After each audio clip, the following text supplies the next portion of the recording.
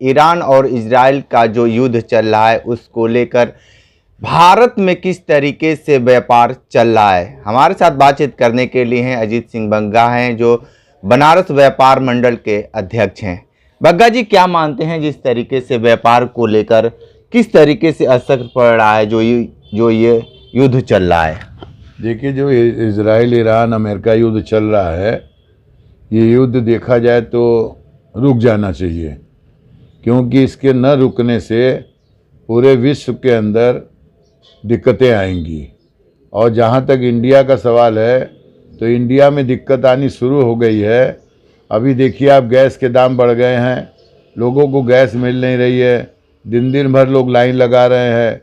अब petrol diesel के दाम भी बढ़ जाएंगे, और जब ये बढ़ेंगे तो आप समझ लीजिए ट्रांसपोर्ट का भाड़ा है तो सब्जी है, कोई सामान ऐसा प्लास्टिक से लेके या और चीज़ों में जहाँ डीजल पेट्रोल हर जगह यूज होता है गैस, तो हर चीज़ों के दाम बढ़ जाएंगे, और दाम बढ़ने से महंगाई बढ़ेगी और यहाँ की इकोनॉमिक भी दिक्कत आने की उम्मीद है।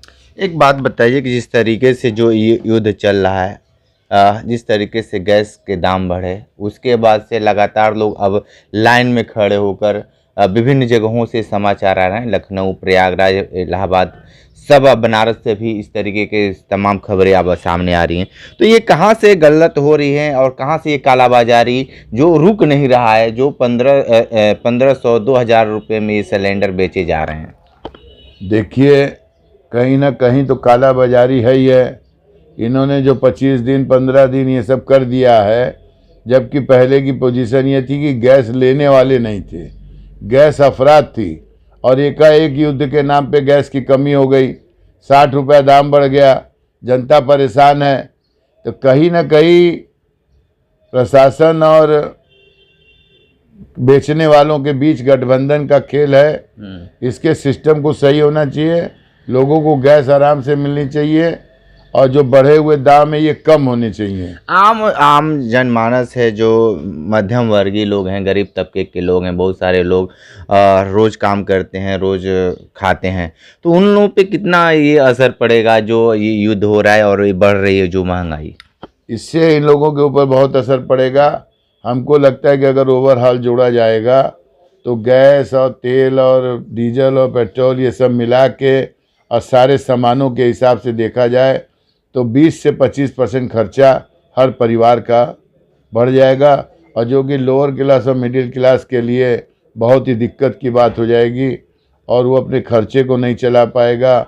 और व्यापार घटेगा तो व्यापार में भी पैसे की कमी आएगी, उसकी वजह से लोगों को तनख्वाह नहीं मिल पाएगी।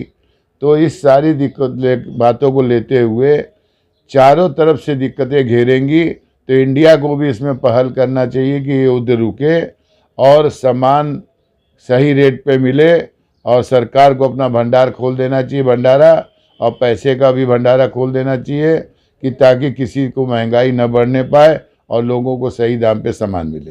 लेकिन एक बात बताइए कि जिस तरीके से महंगाई को लेकर जिस तरीके से लगातार विपक्ष सत्ता पर से सवाल करता आ रहा है, अब ये देखा जा रहा है कि जिस तरीके से सिलेंडर को लेकर एकदम घमासान मचा हुआ है और तमाम खबरें सामने आ रही हैं विभिन्न प्रदेशों से, विभिन्न जनपदों से, लेकिन कहाँ से ये चूक हो पा रही है, अभी तक कुछ साफ स्पष्ट नहीं हो पा रहा है। मैंने तो यही कहा ना कि ये युद्ध के नाम पे जिस तरह का खेल हो रहा है, प्रशासन का, शासन का, या जो जिनके पास एजेंसियां हैं या जहां उत्पाद हो रहे हैं, ये चीज़ों पे नज़र रखनी पड़ेगी, इसको रोकना पड़ेगा। और ये गैस के दामों को ठीक करना होगा, डिलीवरी ठीक करनी होगी। अगर इसको ये नहीं करते तो इसकी वजह से नुकसान होगा। और विरोध अभी इसलिए भी नहीं हो पा रहा है कि मोदी और योगी पर लोगों को भरोसा है कि इनके रहते कोई दिक्कत नहीं होगी, लेकिन अगर यही हाल रहा तो मुझे लगता है कि गैस के लिए हाहाकार मचेगी, लोग सड़कों पे भी उतरेंगे, और आपस में गैस लेने देने को लेकर भी झगड़े लड़ाई भी शुरू हो जाएंगे। कभी समय हमको याद है कि खून सस्ता हो गया था, गैस महंगी थी, और आज भी लगता है कि गैस महंगी हो जाएगी, खून सस्ता हो जाएगा। लेकिन एक बात बताइए, जो कह रहे हैं, लेकिन जो व्यापार है, मध्यम वर्ग के जो व्यापारी हैं, बहुत ऐसे लोग अब सामने आ रहा है कि जो कमर्शियल गैस हैं होटलों में उसको रोका जाएगा। तो जब होटलों में रोका जाएगा तो तमाम लोग वहाँ पे जाते हैं ठहरने के लिए, रुकने के लिए, बहुत सारे लोग आर्डर लगाते हैं खाने पीने के लिए, तो वो कैसे खा पाएंगे? बहुत सारे लोग हैं घर पे खाने बनाते ही नहीं है, बाहर से ही मंगाते हैं लोग। देखिए, खाने को तो सब खाएंगे, सामान महंगा मिलेगा।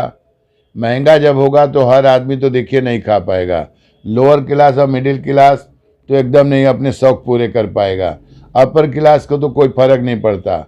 और कमर्शियल गैस जो जा रही है तो इतनी महंगी जाती है जनरल से कि उसको रोक के भी लोग गैस की ज़रूरत पूरा कर सकते हैं, पर उसको यूज करना तो नियम के अनुसार विरुद्ध है।